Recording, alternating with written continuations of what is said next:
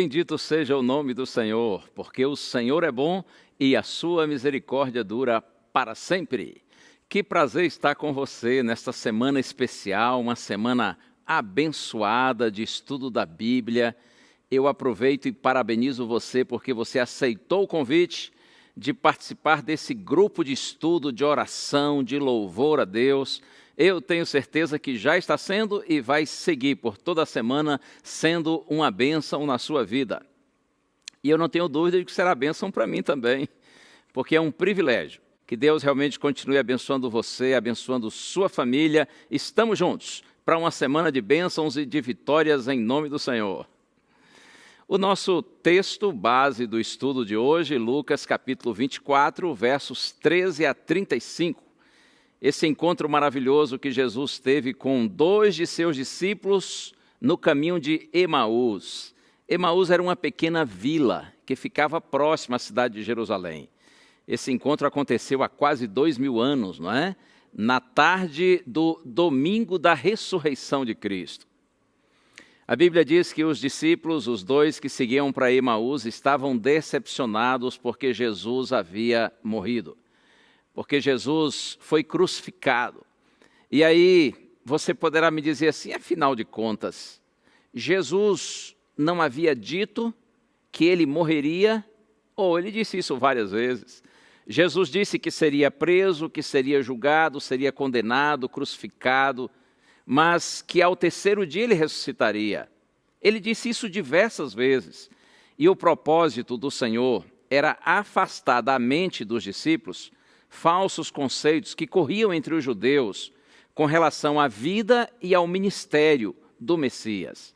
Mas, infelizmente, não só os discípulos de Cristo, os mais próximos, todos os outros, eles passavam por alto aquilo que eles consideravam assim contrário às expectativas que eles tinham. Eles ignoravam, eles não entendiam o que Jesus dizia que era diferente daquilo que eles pensavam. Daí a razão porque quando Cristo morreu, houve muita tristeza, muito lamento, eles pensaram que tudo havia se acabado.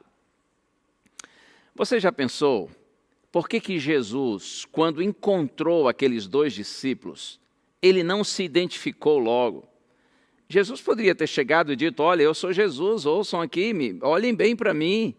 Mas não, Jesus chegou discretamente, caminhou com eles.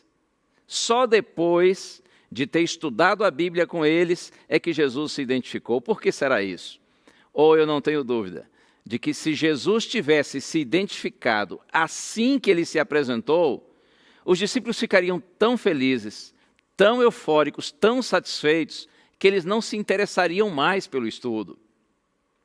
O Senhor queria que eles estudassem as Escrituras, para que eles tivessem convicção e conhecimento da verdade. Olha aqui uma coisa importante para você, para nós todos. A nossa fé precisa estar baseada na palavra de Deus. Para que, além de nós termos segurança no que nós cremos, nós também possamos ensinar a outras pessoas. Eu vou ler com você o texto que está aqui no Evangelho de Lucas, capítulo 24, verso 27. Olha só, está escrito assim, começando por Moisés, discorrendo sobre todos os profetas, expunha-lhes o que a seu respeito constava em todas as Escrituras. O Senhor Jesus fez questão de relembrar àqueles discípulos textos do Antigo Testamento que falavam a respeito da vida e da missão do Cristo, do Messias, do Salvador. E na medida em que eles foram estudando a Bíblia com Cristo, relembrando os textos bíblicos, cumpriu-se a promessa que está no Salmo 119, verso 105, quando é dito assim, lâmpada para os meus pés é a tua palavra e luz para os meus caminhos. Oh, bendita palavra do Senhor, é luz para a minha vida, é luz para a sua vida. Na medida em que aqueles discípulos foram estudando a palavra, uma nova luz, uma nova compreensão surgiu na mente deles, brilhou no caminho deles, iluminando o caminho daqueles filhinhos de Deus. E aí é interessante, a Bíblia diz que logo depois que Jesus chegou à casa com eles, se assentou e pegou o pão, abençoou e partiu, então eles perceberam que era Jesus e nessa hora o Senhor desapareceu. E logo que Cristo desaparece, eles olham um para o outro e eles dizem assim, verso 32 agora. Eles dizem, porventura não nos ardia o coração quando ele pelo caminho nos falava, quando nos expunha as Escrituras? Que coisa linda!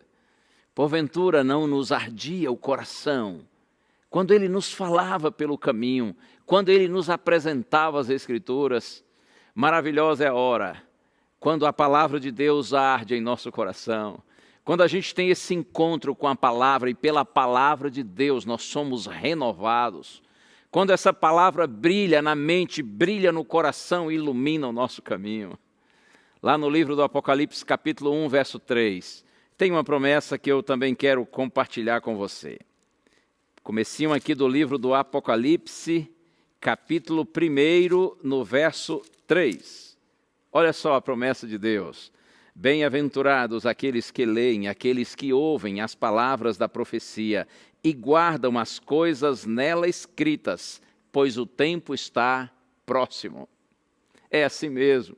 Bem-aventurado aquele que lê, aquele que ouve. E o Senhor diz assim, aquele que guarda a palavra da profecia, porque o tempo está próximo. Um dia Jesus estava pregando e de repente uma mulher se levantou no meio da multidão.